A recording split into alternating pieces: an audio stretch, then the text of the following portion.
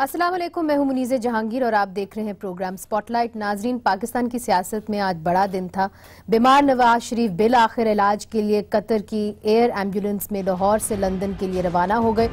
सवाल यह है कि नवाज शरीफ के जाने के बाद नून लीग की मुज़ाहमती सियासत का मुस्तकबिल क्या होगा, यही सब पूछ रहे हैं। और लोग ये भी पूछ रहे हैं कि क्या अब मरियम नवाज भी मुज़ाहमती सियासत से गुरेज करेंगी। अगर मियां नवाज शरीफ सेहतयाब होने के बाद वापस ना आए तो हुकूमत के मौक़िफ़ को तक़वियत मिलेगी। आज भी इनके वुज़रा तंज के तीर बसा रहे थे। नवाज शरीफ साहब को अल्लाह सेहत दे। जिस तरह से सीढ़ियाँ भाग के वो चढ़े हैं, अल्हम्दुलिल्लाह लग रहा है कि उनकी तबीयत अब बेहतर है और मेरा ख्याल है हाई कोर्ट के फैसले के बाद से तबीयत में बेहतरी जो है वो नजर आई है। बड़ी खुशी हुई है हमें उनको सेहतमंद देख के। वापस अल्लाह करे वो आए, लेकिन मुझे लगता यही है कि उसके लिए काफ़ी चिल्ले काटने पड़ेंगे। नवाज शरीफ साहब का जो जाना हुआ है, सच्ची बात तो यह है कि मुझे निकालो से खुदा के लिए मुझे निकालो तक का सफ़र बड़ी जल्दी मियाँ साहब ने जो है वो शुरू किया। और मौलाना फजल रहमान आज आज़ादी मार्च की इफादियत पर बात करते हुए नजर आए और उन्होंने कुछ यूँ कहा।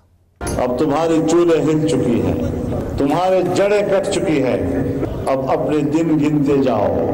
हम इस्लामाबाद वैसे नहीं गए थे और हम इस्लामाबाद से वैसे नहीं आए हैं। तहरीक इंसाफ ने बाहर से पैसा लिया है, उसके अपने पार्टी के बानी अरकान ने उनके खिलाफ केस किया है। इलेक्शन कमीशन में जेर समाअत है। 5 सालों से वो केस ताखीर का सबब है, ताखीर का शिकार हो रहा है। पूरा टब्बर जो है चोर है, इतना बड़ा चोर और दूसरों को चोर कहता है। चोर मचाए शोर। हम अदालत के पीछे, किसी इदारे के पीछे छुपने वाले लोग नहीं हैं। और नाजरीन, अब जबकि चौधरी बरादरान हुकूमत पर तंकीद करते हुए नजर आए, वहां ग्रैंड डेमोक्रेटिक अलायंस के पीर पगाड़ा ने भी हुकूमत के खिलाफ बयान दिया और MQM ने कुछ नाराज वो भी कुछ लग रहे हैं। तो कौमी असम्बली में MQM की नाजरीन 7 सीटें हैं, काफ लीग की 5 और ग्रैंड डेमोक्रेटिक अलायंस की 3 सीटें हैं। इत्तेहादियों को जोड़े रखना तहरीक इंसाफ की बारीक अक्सरियत के लिए नागुज़ीर है, ये बात तो दुरुस्त है।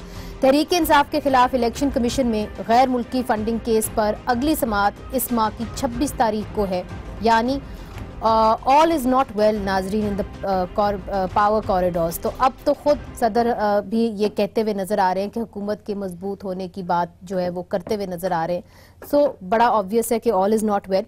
आज हमने अपने स्टूडियोज़ के अंदर दावत दी है जनाब मुफ्ती कफ़ायतुल्लाह साहब को, मरकज़ी रहनुमा है और तर्जुमान हैं JUIFA के। आपका बहुत बहुत शुक्रिया। उनके साथ तशरीफ़ रखते हैं जनाब रियाज फतियाना साहब, तहरीक इंसाफ से आपका ताल्लुक़ है, चेयरपर्सन है लॉ एंड जस्टिस कमेटी के। उनके साथ तशरीफ़ रखते हैं सैयद अमीनुल हक साहब, आप स्पोक्स पर्सन हैं MQM के, चेयरपर्सन है कमेटी कैबिनेट सेक्रेटेरिएट के। And last but not least हमारे साथ लाहौर स्टूडियोज़ के अंदर मौजूद है अताउल्लाह तारर साहब, डिप्टी सेक्रेटरी हैं जनरल मुस्लिम लीग नून के। आप सबका बहुत बहुत शुक्रिया। सबसे पहले अता तारर साहब आपसे शुरू करते हैं, चूँकि ज़ाहिर है बड़ा दिन है। मियां नवाज शरीफ साहब लाहौर से लंदन गए, अभी तक ये बात सामने नहीं आई कि उनको एक्चुअली डायग्नोज कौन सी बीमारी पे किया गया है। ये खबरें छपी कि इम्यून सिस्टम डिसऑर्डर है उनको। क्या ये चीज़ दुरुस्त है? क्या डायग्नोज कर पाए हैं डॉक्टर? चूँकि मेडिकल बोर्ड ने कभी कोई स्टेटमेंट नहीं दी, इन द सेंस कि उन्होंने मीडिया के सामने आके कोई बात नहीं की। हम सिर्फ मरियम औरंगजेब साहिबा से ही सुनते रहे। तो exactly what is wrong with him? बहुत शुक्रिया मुनीज़ा साहिबा, क्योंकि मैं उनके साथ हॉस्पिटल में भी मौजूद रहा और तमाम ये केसेस की लीगल कोऑर्डिनेशन भी देखता रहा हमारे लीड काउंसिल के साथ। उनकी जो बीमारी है उसकी तशखीस अभी तक नहीं हो सकी है। इसका जो मेडिकल टर्म है इडियोपैथिक कहते हैं, यानी विदाउट नोन कॉजेज। अब इसमें इशू ये है कि जो प्लेटलेट काउंट का गिरना है ये अभी तक तयन नहीं हो सका कि उसकी वजह क्या है, यानी क्या बोन मैरो जो है वो प्लेटलेट्स प्रोड्यूस ही नहीं कर रही, और अगर वो प्रोड्यूस कर भी रही है तो स्प्लीन तक जाने तक कौन सा ऐसा कॉज है जो रास्ते में उसको डिस्ट्रॉय कर रहा है, या स्प्लीन इटसेल्फ उसको डिस्ट्रॉय कर रही है। तो इस तरह का जब पेशेंट हो और ऐसा ऑटो इम्यून डिसऑर्डर हो तो आपके बाकी ऑर्गन्स इन्वॉल्व हो जाते हैं। सबसे बड़ा मसला उनके इलाज के अंदर यह था कि उनको 7 स्टंट डल चुके हैं। एक उनकी ओपन हार्ट सर्जरी बाईपास जिसे कहते हैं वो हो चुकी है। ایک ان کا پروسیجر 2016 میں ہوا تھا جس دوران ان کے ہارٹ کی پرفریشن ہو گئی, ہارٹ پرک ہو گیا, اور وہ ان کا سینہ کھول کے دوبارہ سے اس کو فکس کرنا پڑا, اور وہ ایک دن ڈائگنوسس کیا تھا طاہر صاحب؟ میں وہی عرض کروں نا, اس وقت ایشو یہ تھا کہ جب آپ کا پلیٹلیٹ کاؤنٹ لو ہو تو ڈاکٹرز آپ کو بلڈ تھنر نہیں دیتے. جو ہارٹ کنڈیشن میں نے ابھی بیان کی اس کے لیے بہت ضروری ہے اور امپیریٹو ہے کہ بلڈ تھنرز دیے جائیں, اور جب وہ سروسز ہاسپٹل میں زیر علاج تھے تو جب بلڈ تھنرز بند کیے گئے تو ان کو ایک ہارٹ اٹیک بھی ہوا, اور پنجاب انسٹیٹیوٹ آف کارڈیولوجی سے ڈاکٹرز کو رش ان کرنا پڑا. جب ہارٹ افیکٹ ہوتا ہے تو کڈنیز افیکٹ ہوتی ہیں, اور ابھی پچھلے دنوں ان کو واٹر ریٹینشن شروع ہو گئی تھی اور شارٹنس آف بریتھ شروع ہو گئی تھی, جس کا مطلب ہے کہ آئیدر دا ہارٹ اور the kidney is not functioning properly. تو یہ بڑی سنگین صورتحال ہے, اور میری جو آخری ملاقات ہوئی تو وہ ان کی حالت میں نے پچھلے 3 ہفتوں میں اتنی بری نہیں دیکھی جتنی پرسوں تھی. تو ایگزیکٹلی یہ جو بات ہو رہی ہے کہ امیون سسٹم ڈس آرڈر ہے, اس کی آپ نے اس کو آپ کنفرم نہیں کر رہے؟ دیکھیے امیون سسٹم ڈس آرڈر تو اسے کہہ رہے ہیں, بٹ دا میڈیکل ٹرم جو تمام میڈیکل بورڈز نے یوز کی وہ ایڈیوپیتھک کی. ایڈیوپیتھک کا مطلب ہے وداؤٹ نون کازز. اب کچھ ٹیسٹ ہونے ہیں جس کے اندر بون میرو بائیوپسی ہے, جس کے اندر پیٹ سکین ہے, جس کے اندر ایک جینولوجی کا ٹیسٹ ہے. آپ لوگ یہ سمجھتے ہیں یہ جتنی کمپلیکیٹڈ بیماریاں ہیں یہ ملک سے باہر ہی ہو سکتی ہیں, لندن میں ہی ہو سکتی ہیں, کم از کم یہ آپ کا موقف رہا ہے؟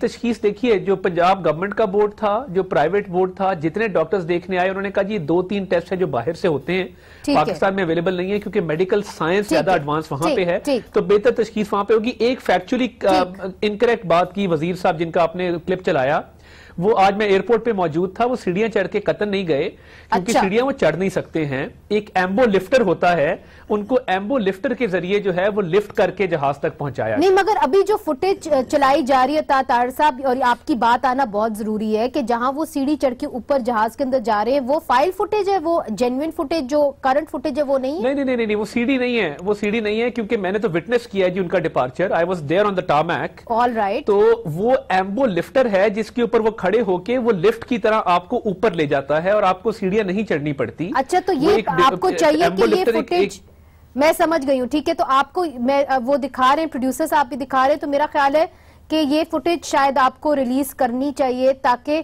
اس کے اوپر جو ابہام ہے وہ بھی جو ہے کریکٹ ہو جائے. ریاض فتیانہ صاحب, جس طرح کہ عطا طاہر صاحب نے بڑی تفصیلی طور پہ بتایا کہ کیا کیا ان کو بیماریاں ہیں, کس طرح ان کو لفٹ کر کے لے جایا گیا, آپ سمجھتے ہیں کہ اس پوائنٹ کے اوپر جس قسم کے بیانات آ رہے ہیں مناسب تھے, ان کو زیب دیتے تھے جو آپ کے وزراء ہیں؟ دیکھیں, طاہر صاحب نے جو بتایا ہے یہاں پہ, میڈیکل بورڈ کی ریکمنڈیشن, ہائی کورٹ کا فیصلہ, حکومت نے تو بڑی مثبت رپلائی کیا ہے. کوئی انتقامی کارروائی کی سوچ نہیں تھی, اور نہ ہی ہم کسی کی بیماری پہ سیاست کرتے ہیں. ہم تو مخالفین کے لیے بھی دعا گو ہوتے ہیں, اللہ تعالیٰ ان کو زندگی اور صحت دے. اس لیے اگر وہ بیمار ہیں اور انہیں اب برطانیہ شفٹ کیا گیا ہے تو قبل از وقت کسی قسم کا تبصرہ کرنے کی پوزیشن میں تو نہیں ہوں. میں تو انتظار کروں گا کہ ڈاکٹرز کی وہاں کی فائنڈنگ کیا آتی ہے, ریکمنڈیشن کیا آتی ہے. یہی بتایا گیا ہے شاید پہلی رات وہ اپنے گھر پہ آرام فرمائیں گے, ظاہر لمبا سفر کرنے کے بعد ہو سکتا ہے کل ان کی حالی کلینک کے اندر. تو جب تک وہاں کے, کیونکہ برطانیہ کے ہاسپٹل میں تو آپ کوئی سیاست نہیں کر سکتے نا, وہاں تو جو حقائق ہوگے سامنے آ جائیں گے, تو جب حقائق وہاں سے سامنے آئیں گے تو اس پر تبھی کوئی بات کہی جا سکتی ہے. اچھا, تو کم از کم میرا خیال ہے ریاض فتیانہ صاحب جو ہیں وہ ایک ایسے پی ٹی آئی کے ممبر ہیں جو واقعی میں شائستگی سے بات کرتے ہیں. مفتی کفایت اللہ صاحب, اب چونکہ نواز شریف صاحب چلے گئے, آپ کو یاد ہوگا انہوں نے خط لکھا تھا اپنے بھائی کو, ان کا تھا اب وقت ہے کھڑے ہونے کا, اب وقت ہے جو ہے ہسٹری کا ساتھ دینے کا. ان کی بیٹی بھی اب خاموش ہیں, ٹویٹ نہیں کر رہی ہیں. آپ کیا سمجھتے ہیں کہ ایک جو مزاحمتی سیاست شروع کی تھی نون لیگ نے ایک طریقے سے, اس کا خاتمہ ہو گیا جب میاں نواز شریف صاحب باہر گئے ہیں ملک سے؟ بسم اللہ الرحمن الرحیم. مونی سے میں سب سے پہلے آپ کا شکر گزار ہوں کہ آپ کے حوالے سے ہمارا موقف قوم تک پہنچ جاتا ہے. آپ نے بہت اچھا سوال کیا ہے, لیکن میں اجازت مانگوں گا اس سے پہلے ایک اور بات کروں. ہمارے ہاں وزیر اعظم صاحب تشریف لائے ہزارہ میں, انہوں نے موٹر وے کے افتتاح پر چند باتیں کی. وہ باتیں میں نے سنی تو مجھے نہیں لگ رہا تھا کہ وہ عمران صاحب ہیں جو کنٹینر پہ تھے 2014 میں، یا وہ وزیر اعظم کی پوسٹ پر بیٹھے ہوئے ہیں۔ ایک ہندوستان کی بہت اچھی شاعرہ ہے، نام تو میں اس کا بھول گیا ہوں، اس نے اس موقع پر بڑی زبردست بات کی ہے۔ وہ کہتی ہیں جو خاندانی رئیس وہ مزاج رکھتے ہیں نرم اپنا، تمہارا لہجہ بتا رہا ہے تمہاری دولت نئی نہیں ہے، ذرا سا قدرت نے کیا نوازا کہ آ کے بیٹھے ہو پہلی صف میں، ابھی سے اڑنے لگے ہوا میں، ابھی تو حکومت نئی نہیں ہے۔ بہت زیادہ ذمہ داری سے الفاظ کے چناؤ کے اندر احتیاط کرنی چاہیے، ہمارا قوم کسی بھی حادثے کا متحمل نہیں ہو سکتا۔ ٹھیک، یہ تو میری اور اب میرے سوال پہ بھی آپ کے سوال پہ آ جاؤں۔ تھوڑا سا مجھے آپ کو حقائق کا سامنا کرنا پڑا ہے، مجھے آپ کے اس پروگرام کے اندر یہ بھی سہولت ہوتی ہے کہ آپ بات کاٹتی نہیں ہے ماشاءاللہ۔ ہمارے دھرنے سے پہلے دیکھا جائے، ہمارے دھرنے کے بعد دیکھا جائے تو آپ کو چیزیں مختلف نظر آئیں گی۔ مثلا پرویز الہی صاحب کا وہ بیان جو جرگہ میں سلیم صافی کے ساتھ ہوا تھا، جی جی جی، مسلم لیگ قاف کی میٹنگز، ان کے تحفظات، ایم کیو ایم کی وہ تحفظات، پیر پگاڑا کا بیان، یہ وہ تمام لوگ ہیں جن کی بنیاد پر یہ حکومت قائم ہے۔ اگر آپ ان کو ناراض رکھیں گے تو اس کا معنی یہ کہ آپ کی حکومت اس قابل نہیں ہے کہ آپ اس کو وہاں تک لے جائیں۔ میں ایک بات کرتا ہوں، اس سے اتفاق ضروری نہیں ہے لیکن اس کو دیکھ لیا جائے۔ میں قطعاً یہ نہیں کہتا کہ میاں نواز شریف صاحب کسی اناروں سے باہر چلے گئے ہیں، لیکن ریاض فتیانی صاحب کی موجودگی میں ذرا اس سہولت ہے نا، اس سے فائدہ اٹھاتا ہوں۔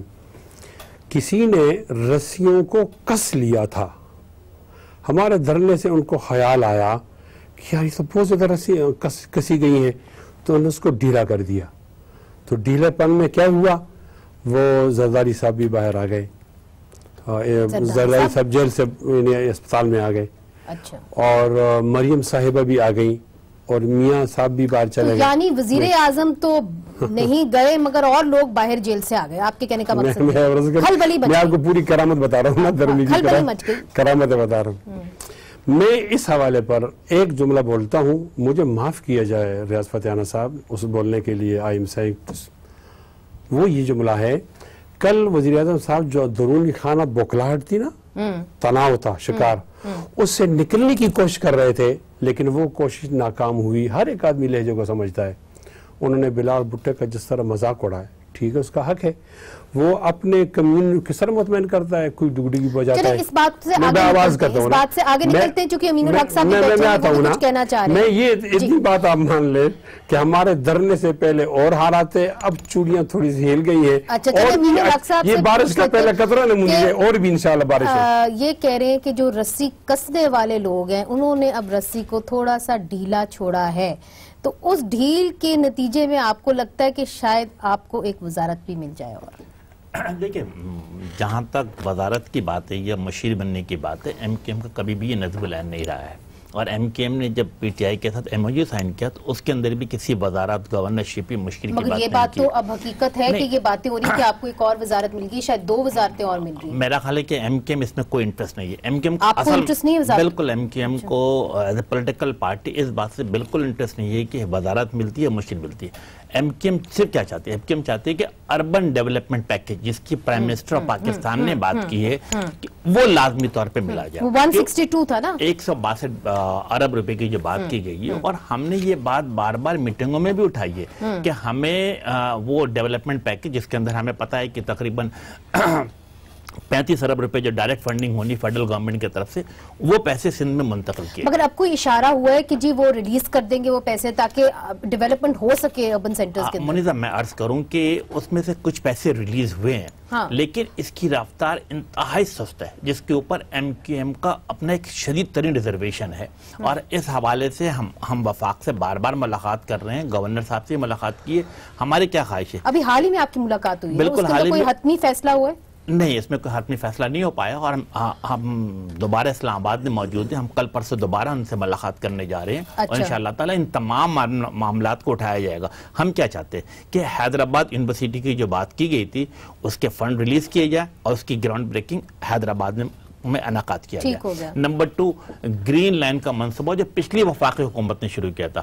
مطلب افسوس کہنا پڑتا ہے کہ سندھ حکومت مطلب اربن سندھ کو سیاسی انتقام کے نام پہ کچھ دینے کو تیار نہیں ہے. تو کم از کم اگر فیڈرل گورنمنٹ ہمیں دے رہی ہے تو کم از کم اس کو مکمل کیا جائے.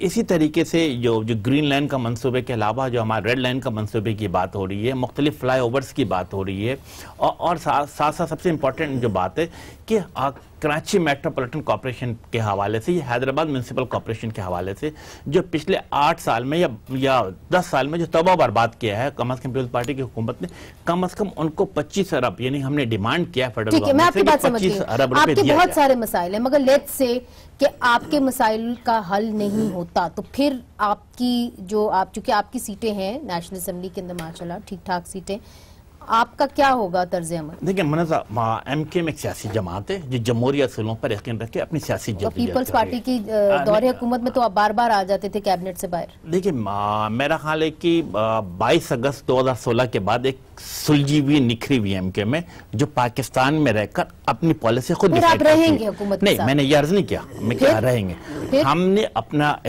جسے کہتے ہیں احتجاج ریکارڈ کرایا ہوا ہے. فیڈرل گورنمنٹ کے ساتھ فیڈرل گورنمنٹ کے احتجاج ریکارڈ کرایا ہوا ہے. ہم یہ سمجھتے ہیں کہ تمام چیزیں بہت ہی سست رفتاری کے ساتھ آگے چل رہی ہیں.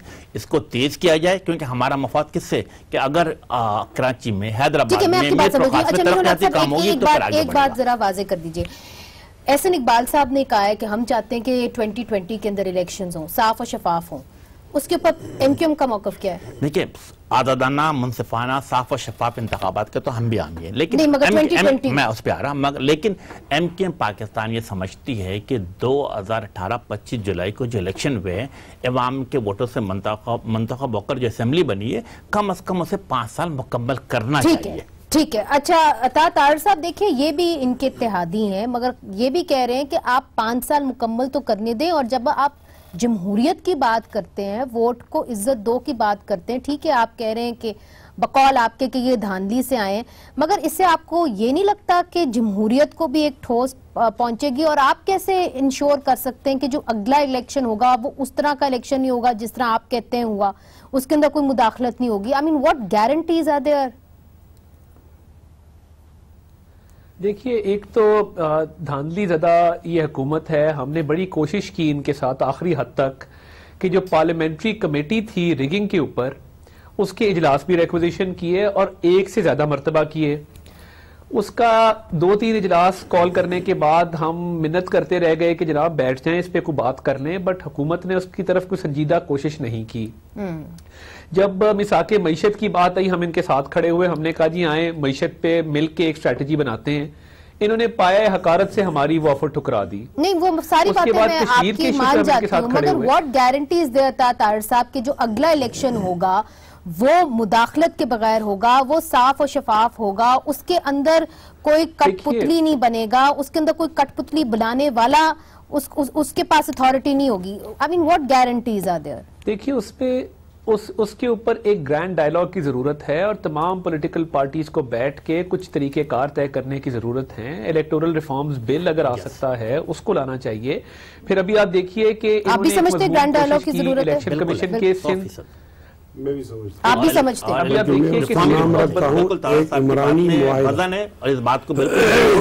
ہیں. چلے یہ آپ نے امپورٹنٹ بات کی اصطلاح ہے کہ یہ عمرانی معاہدہ ہو کہ آئین کے تحت ہر ایک ادارہ اپنے دائرے میں. جو الیکشن کمیشن کے ممبرز کی تعیناتی تھی اس میں کس طرح سے بدنیتی پہ مبنی انہوں نے چیزیں کی, اور اس کے بعد اگر آپ دیکھیں ابھی چیف الیکشن کمشنر کی تعیناتی دسمبر کے اندر آ رہی ہے تو اس کے اندر بھی مشاورت ہوگی. تو I think everything should be a part and parcel of it, اور ایک باقاعدہ اس پہ جو ہے حکمت عملی تمام پولیٹیکل پارٹیز کو بیٹھ کے طے کرنی ہوگی. ٹھیک ہے, ادھر مجھے ایک وقفے کی اجازت دیجئے, مگر جو آپ لوگوں نے مطالبات سامنے رکھے ہیں کہ ایک گرینڈ ڈائیلاگ کی ضرورت ہے, اور گرینڈ ڈائیلاگ کے اندر آپ نے کچھ نقطے اٹھائے ہیں کہ چیف الیکشن کمشنر کی تعیناتی ہو رہی ہے دسمبر کے اندر, اس کے اندر آپ اپوزیشن کی مشاورت کے ساتھ ہونا چاہیے. اس کے لیے کیا حکومت ریڈی ہے, اس کے لیے کیا حکومت تیار ہے, یہ ہم پوچھیں گے ریاض فتیانہ صاحب سے بریک کے بعد. ویلکم بیک ناظرین. بریک سے پہلے عطا طاہر صاحب نے یہ کہا کہ گرینڈ ڈائیلاگ کی ضرورت ہے. ایم کیو ایم نے بھی اور JUIFA نے بھی کہا کہ ضرور ہونا چاہیے, مگر ریاض فتیانہ صاحب، کیا P T I grand dialogue کے لیے تیار ہے؟ چونکہ اب چیف الیکشن کمشنر کا جس طرح انہوں نے بتایا دسمبر کے اندر ان کی تعیناتی ہونی ہے، تو اگر یہ سب کچھ مشاورت کے ساتھ ہوگا تبھی ہوگا، مگر جو ہمیں حالات نظر آ رہے ہیں پارلیمنٹ کے نیشنل اسمبلی کے، یہاں پہ بیٹھے ہوئے امین الحق صاحب بتائیں گے، وہ تو پروگ ہوتی جاتی ہے، وہاں پہ تو آپ کسی قسم کا کنسنسس بنا ہی نہیں سکتے۔ دیکھیں سیاست جو ہے نا یہ تو ہوتی ہی مشاورت پہ اور مذاکرات پہ ہے۔ میں آپ کی بات مانتی ہوں، مگر آپ کی بات اور کون لوگ مانتے ہیں؟ آپ کی پارٹی ساری پارٹی، دیکھیں کوئی بھی جماعت ہو، سیاسی عمل جاری رہتا ہے، front door back door dialogue بھی رہتے ہیں، رابطے بھی رہتے ہیں۔ یہ تو سیاست کا حسن ہے جمہوریت کا کہ حکومت اپوزیشن لڑتی بھی رہتی ہے لیکن مذاکرات کا راستہ بند بھی نہیں کرتی۔ اس کا ایک ثبوت یہ ہے کہ ابھی جناب سپیکر نے ایک نوٹیفائی کیا، ایک اسپیشل کونسل بنائی ہے جس میں تمام سیاسی جماعتوں سے ایک ایک نمائندہ لیا ہے تاکہ لیجسلیشن قانون سازی قومی اسمبلی میں ہو سکے، اور آگے چل کے ایک اور کمیٹی بھی شاید ہوگی، اس میں سینٹ اور قومی اسمبلی کے چند لوگ بھی ہوں گے۔ ویسے ان کو یہ نوبت آگے کہ ان کو ایک کاؤنسل بنانا پڑا کہ قانون سازی ہو پارلیمنٹ، اس طرح کی نوبت آنی چاہیے۔ پہلے بھی ہوتا رہتا ہے، کوئی نئی بات نہیں ہے، ایسا ہوتا رہتا ہے کہ ہمیشہ ہر دور میں جب گورنمنٹ بل لاتی ہے تو اپوزیشن سے بیٹھ کر مذاکرات کرتی ہے، کہیں ان کو اعتراض ہوتا ہے، اس پہ اعتراض دور کر دیا جاتا ہے۔ مگر دیکھیں نا، گرینڈ ڈائیلاگ کی جب آپ بات کرتے ہیں تو جس طرح کے آپ کے وزراء اس قسم کے بیانات دیتے ہیں، آپ کو لگتا ہے کہ وہ ماحول پیدا کرتے ہیں گرینڈ ڈائیلاگ کا؟ لیکن اپوزیشن کے کئی رہنما بھی ایسے ایسے بیانات دیتے ہیں۔ میرے بائیں ہاتھ میرے برادر محترم مفتی کفایت اللہ صاحب تشریف فرما ہے، انہوں نے بیان دے دیا کہ جناب وکی لیکس جو ہے وہ جمائمہ خان کے کزن ہے۔ اب دیکھیں نا، یہ کوئی بڑا اس سے دلچسپ اور بات کیا ہو سکتی ہے مفتی صاحب کی؟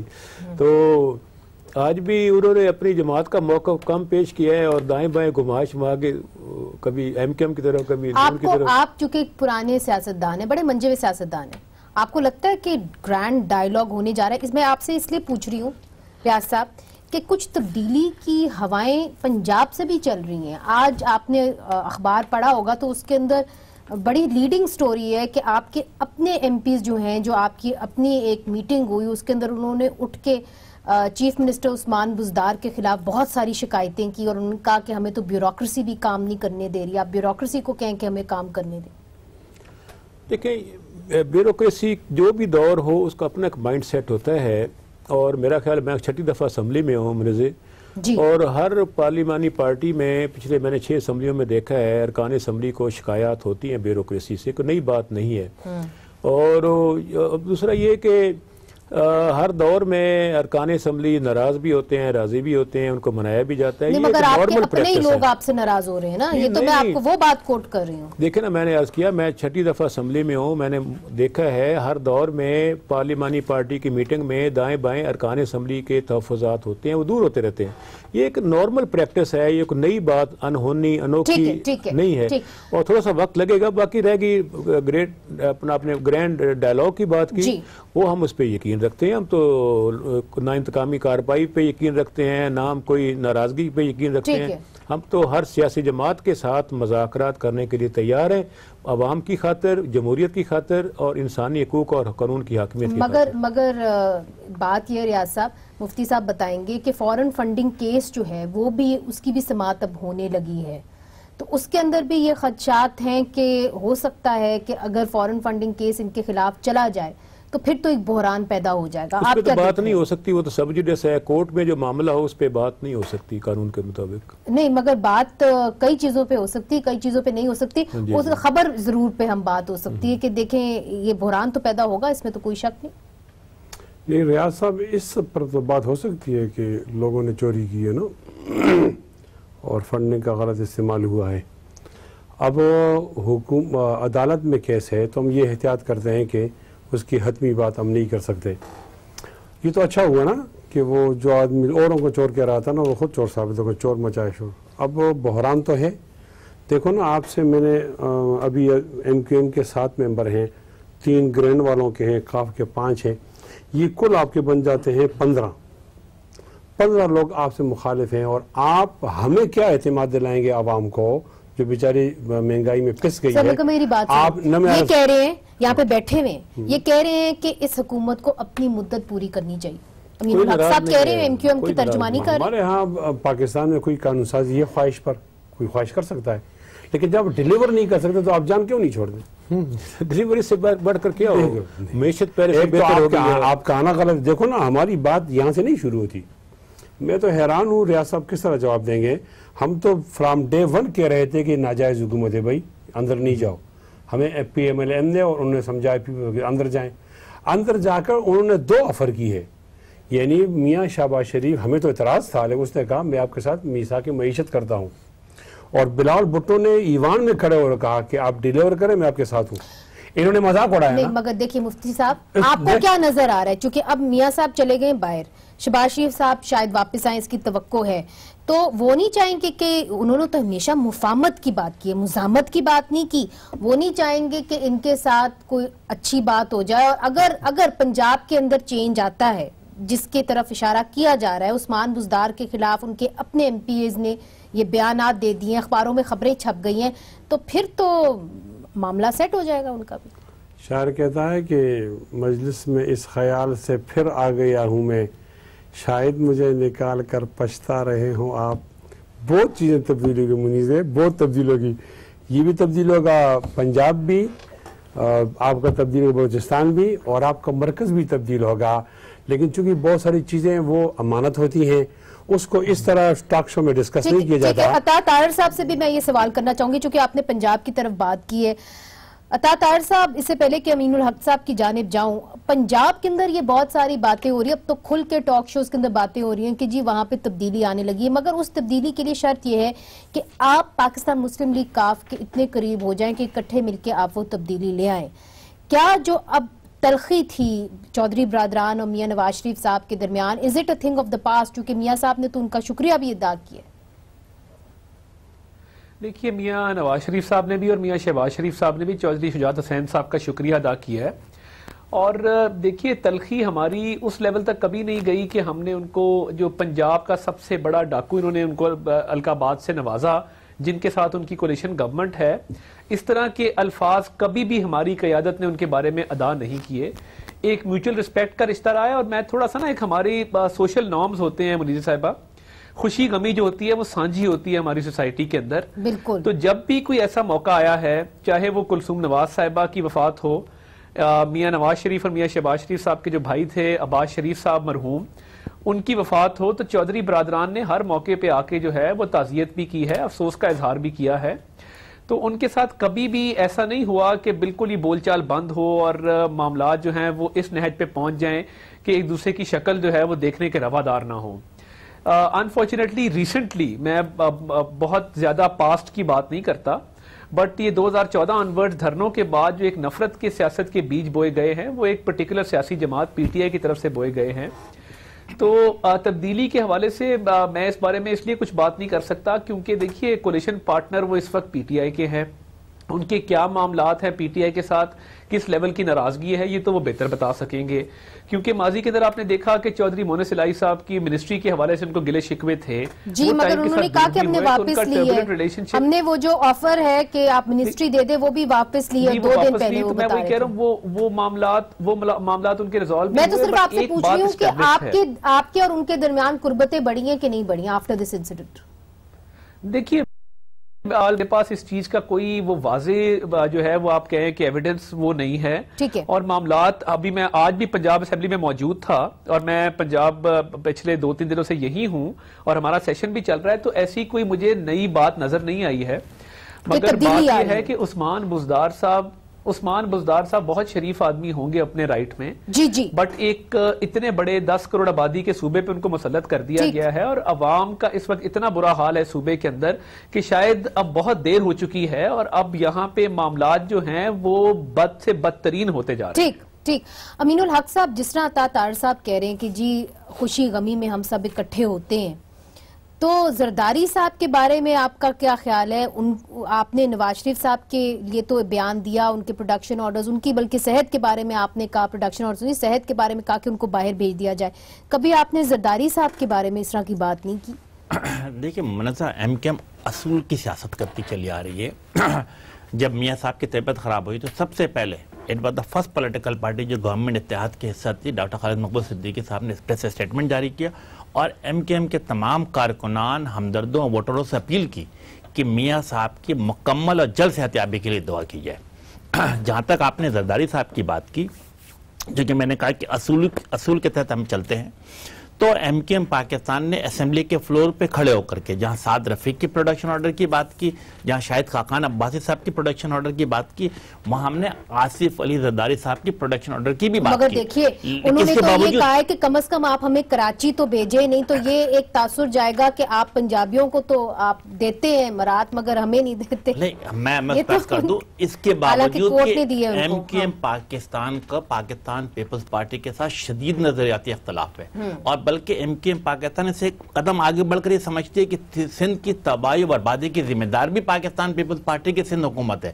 لیکن جہاں تک آپ نے بات کی کہ کورٹ، تو میں سمجھتا ہوں یہ تو زیادہ بہتر طریقے سے کورٹ فیصلہ کرتا ہے، لیکن اگر ہم ماضی میں اصولی طور پہ لیکن ماضی میں ہم اگر سندھ گورنمنٹ کو بھی دیکھتے ہیں کہ جب ایم کیو ایم کے کارکنان گرفتار ہوتے تھے، جب ایم کیو ایم کے ٹاپ لیڈرشپ گرفتار ہوئی، عامر خان گرفتار ہوئے، ایم کیو ایم کے ڈپٹی کنوینر اور رکن قومی اسمبلی قمر نوید گرفتار ہوئے، تو ان کے چہرے پہ پٹی باندھ کر ہاتھ میں ہتھکڑی لگا کر لایا گیا۔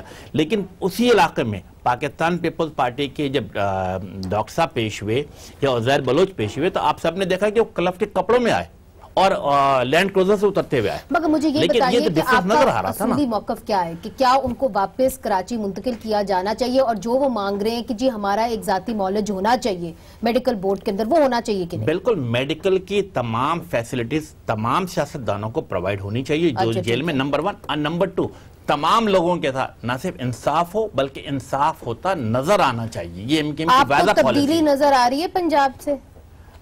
میں سمجھتا ہوں کہ ایم کیو ایم کی خواہش بھی ہے کہ جو حکومتیں جہاں پر موجود ہیں وہ اپنا ٹیرر مکمل کریں۔ اچھا، یہ بہت آپ نے اہم بیان دیا ہے، مگر ناظرین یہ بھی ایک بات ہے کہ JUIF جو ہے وہ احتجاج کر رہی ہے، روڈ بلاکس کر رہی ہے، مگر وہ روڈ بلاکس کتنے کامیاب ہوئے ہیں؟ کئی جگہوں کے اوپر ہوئے ہیں، کئی جگہوں کے اوپر نہیں ہوئے ہیں۔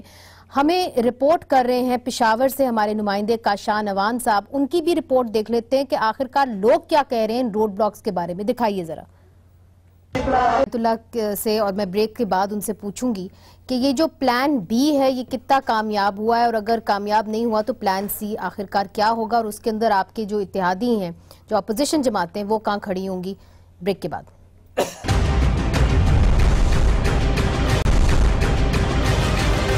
ویلکم بیک ناظرین۔ بریک سے پہلے ہم نے آپ کو دکھایا کہ JUIF کا جو پلان بی تھا وہ یہ تھا کہ شاہراہوں کو بند کرنا ہے، تو کئی جگہوں کے پر عارضی طور کے پر بند ہوئی، کئی جگہوں کے پر نہیں ہوئی۔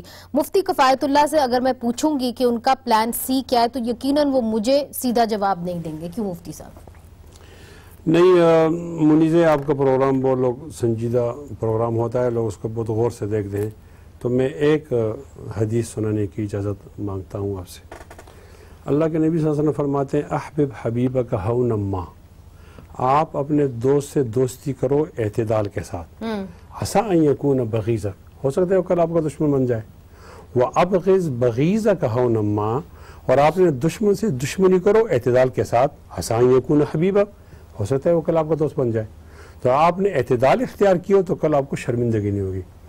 بہت زیادہ میں ساری کرتا ہوں ریاض صاحب سے، ہمارے ہاں تمام سیاستدانوں کے اندر ایک اخلاقی اقدار، معاشرتی اقدار موجود ہیں۔ پلان سی کیا ہے مفتی صاحب؟ میں بتا رہا ہوں نا، یہ PTI والے کے نوجوانوں نے کوئی طوفانی بدتمیزی شروع کر دیا، تو اب یہ ایک ایسی جماعت آ گئی جو معاشرتی اور اخلاقی اقدار میں ایک ساتھ۔ دیکھیے یہ سب چیزیں ٹھیک ہے، مگر پلان سی کیا ہے؟ آپ نے جو ہمارا پلان بھی بتایا نا، تو میں آپ کو تازہ خبر بتانا چاہتا ہوں۔ اس میں ہمیں یہ احساس ہوا کہ لوگوں کو تکلیف ہے، اب ہماری پارٹی اس پر بیٹھے گی اور وہ اس تکلیف کو مد نظر رکھ کر فیصلہ کرے گی۔ مجھے تو ابھی ایک اطلاعی ہے، میں اس کو وہ نہیں کر سکتا تصدیق، لیکن رہبر کمیٹی نے یہ کہہ دیا ہے کہ اب ہم شاہراہ بند نہیں کریں گے، اب ہم جلسہ کریں گے، ہر شہر میں نا جلسہ کریں گے۔ JUIF اکیلی نہیں، رہبر کمیٹی کی بات کر رہا ہوں۔ اچھا، تو اس کے اندر نون بھی شامل ہے؟ ہاں، نون ہے، وہ سب۔ چلے ان سے پوچھ لیتے ہیں، یہ پلان سی ہے؟ یہ ابھی اجلاس تو جاری تھا، اس کا ابھی آپ کو ٹکر آ جائیں گے، ٹھیک ہے، لیکن میں وہ چونکہ مجھے جلدی اطلاع ہو جاتی ہے تو اس کی تصدیق بعد میں کر لیں گے۔ لیکن اگر وہ ہم نے کوشش کی ایمبولینس کو بھی گزرنے دیں، مریضوں کو گزرنے دیں، لیکن یہ ہوا ہے کہ اس کے اندر کوئی تکلیف ہوئی ہے، تو ہم اس کو ذرا زیادہ مؤثر چینج کرنے کی کوشش کریں۔ پلان سی کے بارے میں کم از کم پاکستان پیپلز پارٹی پارٹی کا بیان سامنے آیا. انہوں نے کہا کہ JUIFA نے رہبر کمیٹی کو بھی کانفیڈنس میں نہیں لیا کہ پلان سی آخرکار کیا ہے. اب بتا رہے ہیں کہ ہم جو ہے جلسے کریں گے. تو وہ پلان سی نہیں ہے, وہ ان کا پلس ہے. اچھا, پلان سی تو وہ ہمیں بھی نہیں بتا رہے. تو آپ کو کیا JUIFA نے اعتماد میں لیا ہے کہ وہ کرنے کیا جا رہے ہیں؟ چونکہ جب تک اعتماد میں نہیں لیں گے تو شاید آپ اس طریقے سے آ نہیں سکیں گے ان کے ساتھ. دیکھیے, رہبر کمیٹی کا جو ہے وہ بڑا فعال رابطہ ہے باقی ممبرز کے ساتھ, اور آج میٹنگ بھی جو ہے وہ کنوین ہوئی ہے. اور جلسوں کے حوالے سے تو جب شروع میں اسٹریٹجی بن رہی تھی تو ہم اس پہ آن بورڈ تھے کہ جو پروونشل ہیڈ کوارٹرز اور اضلاع کے اندر جلسے ہونے ہیں وہ انتہائی ضروری ہیں. اور ہمارا تو یہ بھی خیال تھا کہ جو بلڈ اپ ہو دھرنے کا اس کے اندر جو ہے وہ جلسوں سے بات شروع کی جائے. تو اس کے لیے ہم مکمل طور پہ تیار ہیں جلسوں کے لیے, اور JUIF کے ساتھ مل کے انشاءاللہ یہ اسٹریٹجی فارمولیٹ بھی ہوگی, اور رہبر کمیٹی بھی جو ڈیسائیڈ کرے گی وہ ایز اٹ از انشاءاللہ امپلیمنٹ ہوگا. ٹھیک ہے. تو جہاں تک جلسوں کا سوال ہے تو جلسے کی طرف اگر چلے جائیں گے تو جو آپ ڈائیلاگ کی بات کر رہے تھے ریاض صاحب, وہ کیسے ہوگا؟ دیکھیں, گزارش یہ کہ JUI نے جب دھرنا ختم کیا ہے تو انہوں نے اعتماد میں نہیں لیا اپنی اپوزیشن پارٹیز کو. دوسرا یہ کہ جب ان کا جلوس نکلا تو سندھ میں پیپلز پارٹی ان کو پنجاب کے بارڈر پہ چھوڑ گئی اور نون لیگ لاہور سے آگے نہیں آئی. اس سے مولانا صاحب ناراض بھی تھے, اس لیے دھرنا ختم کرتے ہوئے انہوں نے کسی کو اعتماد میں نہیں لیا. اور تیسرا یہ کہ اس پورے ایشو میں, جس پورے پروسیس میں مولانا صاحب ایک قائد حزب اختلاف کے طور پر امرج ہوئے ہیں, اور اس کا سب سے زیادہ نقصان جو ہے وہ دونوں بڑی پارٹیوں کو ہوا ہے اپوزیشن کی, مسلم لیگ نون اور پیپلز پارٹی کو, کہ وہ پس منظر میں چلی گئی ہیں. اور میں سمجھتا ہوں اگر وہ دوبارہ مولانا صاحب کے ساتھ اتحاد اور الحاق کریں گی تو فردر پیچھے چلی جائیں گی. تو ان کے لیے میرا مشورہ, مفت مشورہ ہے بغیر فیس کے, کہ اس ٹریپ سے, اس پھندے سے بچیں اور اپنی الگ سیاست کریں, ورنہ آپ ثانوی حیثیت اختیار کر جائیں گے اور مولانا صاحب اپوزیشن کو لیڈ کریں گے. اور تیسرا یہ کہ پلان سی جو ہے ان کو انہوں نے کہا ہے کہ ہم جلسے کریں گے. زیادہ میرا تو مشورہ یہاں بھی ہوگا کہ زیادہ بہتر ہوگا کہ بجائے جلسے کر کے قوم کی توانائی اور پیسہ ضائع کریں, بچت کا عنصر اختیار کرتے ہوئے اپنے حجروں میں بیٹھ کے اللہ اللہ کریں اور دعائیں کریں اللہ تعالیٰ سے, تو وہ زیادہ بہتر ہوگا, چونکہ اللہ صاحب سے بڑی طاقت ہے. امین الحق صاحب, جس طرح کہ ریاض فتیانہ صاحب کہہ رہے ہیں کہ ایک طریقے سے پاکستان مسلم لیگ نون اور پاکستان پیپلز پارٹی پس منظر میں چلے گئے, JUIFA آگے آ گئی, آپ سمجھتے ہیں کہ جس طرح یہ پلان کر رہے ہیں کہ جی ہم جلسے کریں گے, وہ کہہ رہے ہیں ہم ان کا ساتھ دیں گے, کیا یہ اوپن ڈائیلاگ میں کامیاب ہو جائیں گے؟ دیکھیں, JUI نے جو آزادی مارچ کراچی سے شروع کیا اور پنجاب ہوتے ہوئے اسلام آباد پہنچے, بظاہر کراچی یا حیدرآباد میں کوئی سیاسی الچل نظر نہیں آئی. اسی طرح اگر پلان بی میں بھی دیکھا جائے تو مطلب جو کراچی شہر ہے یا حیدرآباد شہر کے اندر کوئی ایکٹیویٹیز نہ ہونے کے برابر تھی. آؤٹ اسکٹ آف کراچی میں یہ ہب, تو اوپن ڈائیلاگ کا چانس ہے. اب جہاں تک اوپن ڈائیلاگ کے, میں سمجھتا ہوں کہ سیاسی ورکرز کی بنیادی ڈائیلاگ اینڈ ڈسکشن ہے. میں سمجھتا ہوں کہ بالکل بات چیت ہونی چاہیے, ایک ٹیبل پہ بیٹھنا چاہیے, اپنی آثار نظر آ رہے ہیں چونکہ آپ اس وقت اسمبلی کے اندر. میں سمجھتا ہوں کہ دیکھیں, اسمبلی پروروک ہونے سے ایک دن پہلے جو اسمبلی کا ماحول بنا اور جس کے اندر PTI, PMLN اور پاکستان پیپلز پارٹی, دوسری پارٹیاں بھی بیٹھی, اور انہوں نے ایک اچھا ماحول پہلی دفعہ 14 مہینے میں پہلی دفعہ ایک مثبت, صحت مند اور جمہوری ماحول اسمبلی کے اندر نظر آیا. میری ذاتی رائے ہے کہ ریاض فتیانہ صاحب جیسے ذہین آدمی ہے, دھیمے لہجے سے بات کرتے ہیں, ان جیسے لوگوں کو بھی میرا خیال ہے کہ بالکل ہونا چاہیے. اور MQM جمہوری روایت کو قائم و دائم رکھنے کے لیے یہ اس کی خواہش مند ہے کہ پارلیمنٹ اپنا پورا وقت مکمل کرے. بہت بہت شکریہ آپ کا, بہت بہت شکریہ. بس میرا ریپ اپ ہو گیا جی, پروگرام کٹ ہو جائے گا. الٹی جنگ شروع ہو گئی ہے دھرنے کے بعد. اچھا, الٹی جنگ شروع ہو گئی. ریاض فتیانہ صاحب, کفایت اللہ صاحب, عطا طاہر صاحب, آپ تمام لوگوں کا بہت بہت شکریہ. ناظرین, ابھی بھی جو سیاسی منظرنامہ ہے وہ دھندلا ہے, کلیئر نہیں ہو رہا. آنے والے دنوں میں کچھ ایسے لگ رہا ہے, کچھ آثار ہیں کہ کچھ صاف ہوگا. ہمارے ساتھ ہی رہیے گا اور کل پھر ملیں گے. خدا حافظ.